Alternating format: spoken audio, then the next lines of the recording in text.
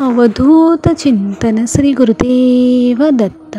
श्री स्वामी समर्थ. जय जय स्वामी समर्थ.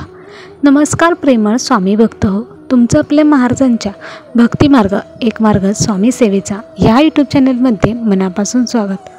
अशक्य ते शक्य करतील स्वामी, हे स्वामींचं जे वाक्य आहे ते ह्या अनुभवामधून आपल्याला अगदी स्पष्टपणे सिद्ध होताना दिसणार आहे. कारण ह्या ताईंचा असा अनुभव आहे की जो अगदी हृदयस्पर्शी आहे आणि हा अनुभव ऐकताना डोळ्यामध्ये टपकन पाणी लगेच येणार आहे. म्हणून आजचा हा अनुभव शेवटपर्यंत नक्की ऐका. आणि तुम्ही जर आपल्या भक्तिमार्ग एक मार्ग स्वामी सेवेचा ह्या यूट्यूब चॅनलवर नवीन असाल तर आत्ताच सबस्क्राईब करून स्वामी भक्तांना जॉईन व्हा. स्वामी भक्तांना स्वामी भक्त जोडूया आणि प्रत्येक कुटुंब स्वामीमय करूया. श्री स्वामी समर्थ. जय जय स्वामी समर्थ. तुम्ही पण कमेंटमध्ये श्री स्वामी समर्थ जरूर टाईप करा. कारण महाराजांची केलेली कोणतीच सेवा कधीच वाया जात नाही. त्याचे फळ स्वामी महाराज आपल्याला नक्कीच देत असतात. श्री स्वामी समर्थ. चला तर मग आजच्या अनुभवाला सुरुवात करूयात ताईंच्याच शब्दात. ताई म्हणतात की संपूर्ण ब्रह्मांडाचे चालक मालक आणि सर्वांच्या आयुष्याचे सूत्रधार असलेले श्री स्वामी समर्थ महाराज यांच्या चरणी माझा कोटी कोटी प्रणाम. भक्तांनो, माझे नाव कल्पना दीपक चव्हाण आहे. मी एका खेडेगावामध्ये राहते. आमचे गाव हे अगदी खेडेगावामध्येच आहे. म्हणजे अगदी खेडेगावच. कारण का आत्ता काही गावं ही अगदी शहरासारखी झालेली आहे. परंतु आमच्या गावाची अजून सुधारणा फारशी झालेली नाही. आमच्या गावामध्ये कुठल्याच सोयीसुविधा नाहीत. म्हणजेच काय तर आमच्या गावापर्यंत SD बससुद्धा नाही. अशा गावामध्ये आम्ही राहतो.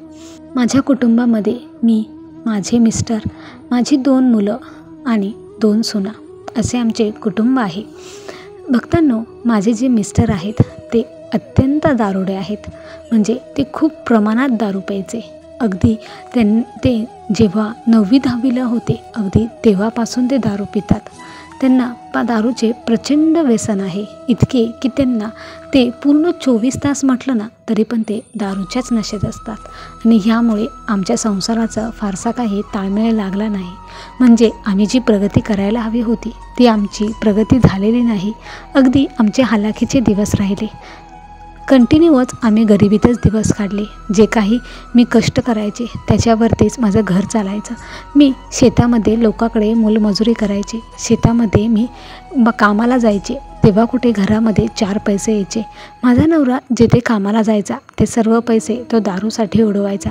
तो फक्त आत्तापर्यंत त्याच्या आयुष्याची फक्त मौज मजाच करत आला. बाकी त्याला मुलं, बायको किंवा अजून नातवंड ह्याचं कोणाचंच त्याला काहीच घेणं देणं नव्हतं. आणि अजूनही नाही. असा हा माझा नवरा आहे. मला नेहमी वाटायचं की माझ्या नवऱ्याची दारू सुटावी. मात्र तो दारूच्या इतका अधीन झाला होता की त्याला दारूशिवाय दुसरं काहीच दिसत नव्हतं. आता ज्या बायकांचे नवरे दारू पितात त्यांना माझं दुःख नक्कीच कळू शकतं. दररोज दारू पिऊन येणे, मला शिवीगाळ देणे, मारहाण करणे हे अगदी नियमितच घडत असे. परंतु मला त्याची सवय लागून गेली होती. कधीकधी त्यांनी मला मारलं की मुलांना फार वाईट वाटायचं. आणि अशा वातावरणातच मुलं मोठी होऊ लागली. मला नेहमी चिंताला राहायची की जसे नवरा वागतो ते पाहून मुलं तशी वागली तर. परंतु स्वामींच्या कृपेने माझी मुलं ही चांगल्या वळणावर गेली. त्यांना अजिबात कोणतेच व्यसन लागले नाही आणि ती अगदी चांगली माणसं ठरली. अगदी समजूतदारपणा त्यांच्यामध्ये खूप आहे. मी एवढ्या बाबतीत खूप नशीबवान आहे की माझी मुलं खूपच चांगली आहेत. परंतु आता माझ्या मुलांचे लग्न झाले आहे. त्यामुळे आताही माझा नवरा खूप दारू पितो. त्याला घरामध्ये 2 सुना आहेत याचेही भान राहत नाही. त्यामुळे मला त्याचा फार वैताग आला होता. म्हणजे माझ्या मुलांनाही त्याचा फार वैताग आला होता. आम्हाला नेहमी असं वाटायचं की ह्यांनी दारू सोडली पाहिजे. माझ्या मुलांनी देखील माझ्या मिस्टरांना खूप समजावून सांगितलं. परंतु त्याचा मात्र त्यांना काहीच फरक पडत नव्हता. घरामध्ये दररोजची भांडणं होत होती. सुनांसमोर ही अशी भांडणं नकोशी वाटायची. नवरा सारखा मारहाण करायचा. त्यामुळे मला खूपच त्याचा कंटाळा आला होता. मला नेहमीच असं वाटत होतं की काहीतरी चमत्कार घडावा आणि नवऱ्याची दारू सुटावी.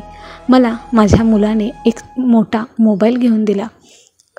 मला म्हणाला की अगं तू कुठेही कामाला जातेस तेव्हा तुझ्याकडे हा मोबाईल असू दे, आम्हाला अर्जंटमध्ये तुला फोन करावा लागला तर, आणि मोकळ्या वेळामध्ये बाबा जे काही तुला शिवीगाळ करतात त्याचा तू विचार करत बसतेस. मग त्यापेक्षा ह्या मोबाईलवरती तू देवाची गाणी ऐक, भजन ऐक, कीर्तन ऐक. ह्यामुळे तुझा वेळही निघून जाईल आणि तुला जास्त विचार करावा लागणार नाही. असं म्हणून मला माझ्या मुलांनी मोबाईल आणून दिला. आता मला मोबाईल फारसा चालवायला येत नव्हता. मी सुनांकडून मोबाईल चालवून घ्यायचे. काय ऐकू वाटलं की मी सुनांना सांगायचे, त्या मला लावून द्यायच्या.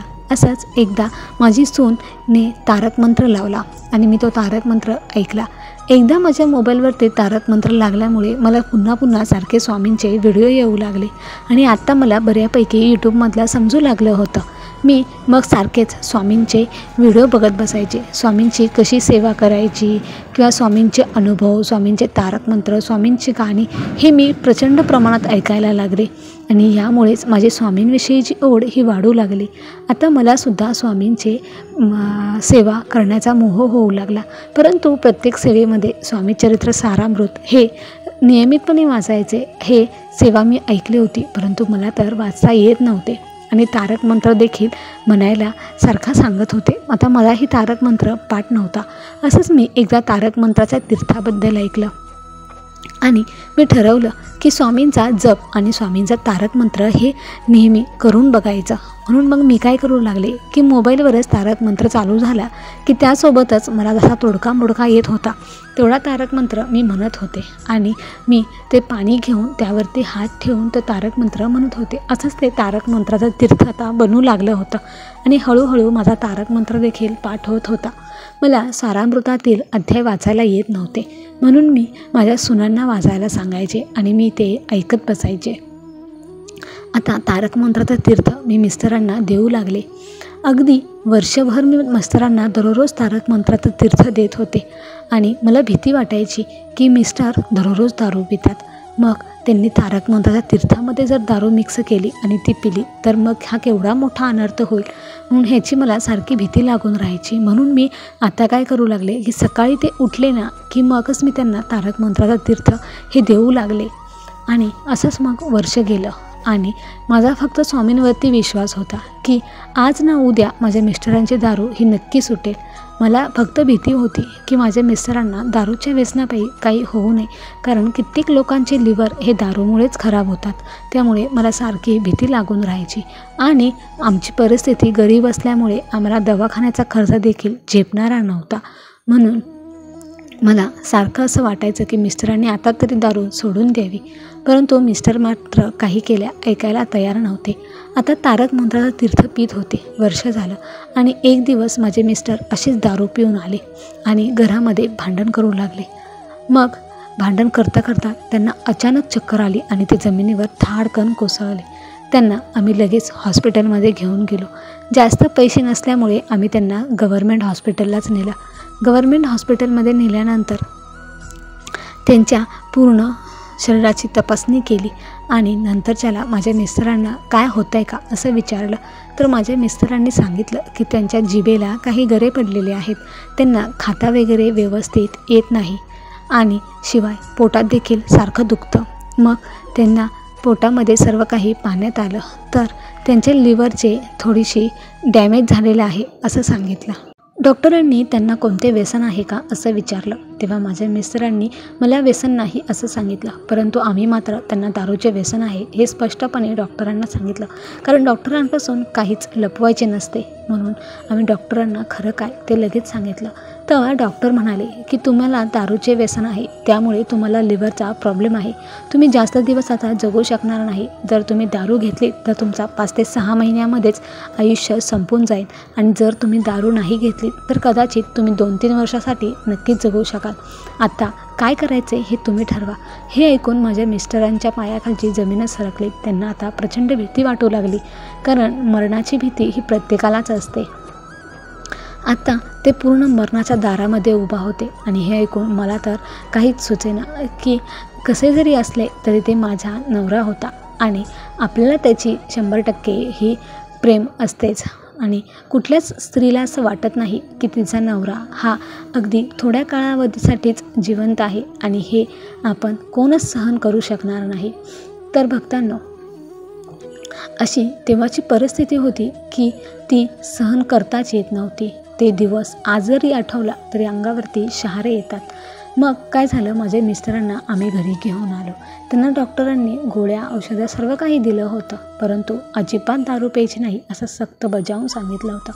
आता माझे मिस्टर अजिबातच दारू पित नव्हते. त्यांना वाटत होतं की मी 2-3 वर्ष जगणार आहे, तर ते सर्व काही आनंदाने जगावे असं त्यांना वाटू लागलं होतं. मी आता दररोज घरामध्ये तारक मंत्र लावू लागले. मिस्टर देखील दररोज तारक मंत्र आता म्हणू लागले होते. त्यांनाही ऐकून ऐकून पाठ झाला होता, कारण ते आता घरीच असायचे, कुठे जात नव्हते. आम्हाला सर्वांना असं माहीत होतं की आता आमचे हे 2-3 वर्षाचेच फक्त पाहुणे आहेत, त्यानंतर काही नाही.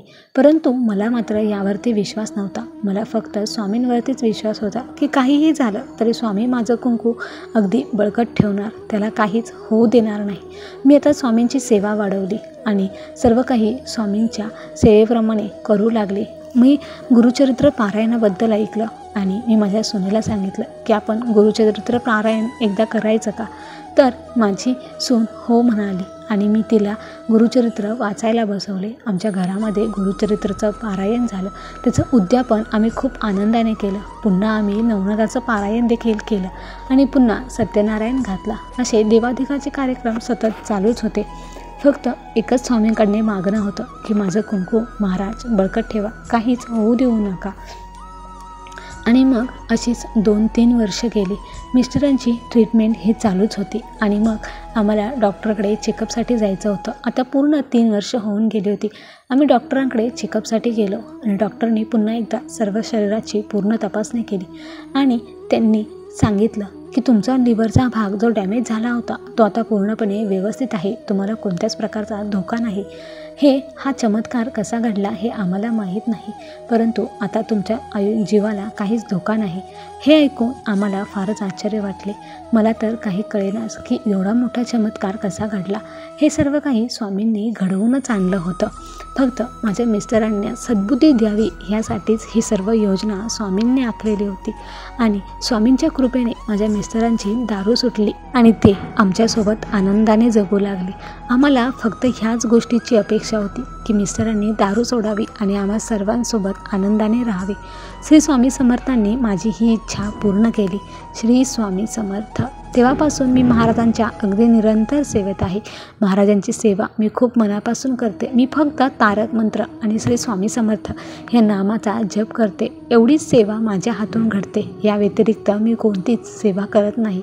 जर माझी सून वाचन करायला बसली तर फक्त मी तिने वाचलेले अध्याय श्रवण करते, परंतु ते श्रवण करताना मी ते अगदी मनापासून करते आणि महाराज त्यांच्या भक्तांच्या हाकेला नक्कीच धावून येतात. जसे ते माझ्या हाकेला धावून आले तसेच ते तुम्हा सर्वांच्या हाकेला नक्कीच धावून येतील. म्हणून तुम्ही पण महाराजांची निरंतर सेवा चालूच ठेवा. श्री स्वामी समर्थ. तर माझा हा असा अनुभव होता, तो तुम्हाला कसा वाटला हे कमेंट करून नक्की कळवा. श्री स्वामी समर्थ. तर भक्तांनो, कल्पनाताईंचा हा अनुभव अगदी हृदयस्पर्शी होता. आपल्या संसारासाठी प्रत्येक स्त्री झटत असते आणि ते झटत असताना त्यांना अनेक अडचणी येतात, अनेक संकट येतात, परंतु त्या सर्व संकटांवर मात करून ती आपल्या संसारासाठी नेहमीच कार्यक्षम असते. ह्या अनुभवातून सिद्ध होते आणि आपले प्रयत्न, आपली चिकाटी जर अगदी जास्त असेल ना, तर आपल्याला देवही नक्कीच उभा राहतो, म्हणजेच स्वामी हे नक्कीच धावून येतात. श्री स्वामी समर्थ. भक्तांना, तुम्हाला आजचा हा अनुभव आवडला असेल तर लाईक करा, शेअर करा आणि असेच नवनवीन अनुभव ऐकण्यासाठी आपल्या भक्तिमार्ग एक मार्ग स्वामी सेवेचा ह्या यूट्यूब चॅनलला सबस्क्राईब करून स्वामी भक्तांना जॉईन व्हा. स्वामी भक्तांना स्वामी भक्त जोडूया आणि प्रत्येक कुटुंब स्वामीमय करूया. श्री स्वामी समर्थ. जय जय स्वामी समर्थ. संपूर्ण व्हिडिओ पाहिल्याबद्दल धन्यवाद. तुम्ही पण कमेंटमध्ये श्री स्वामी समर्थ जरूर टाईप करा.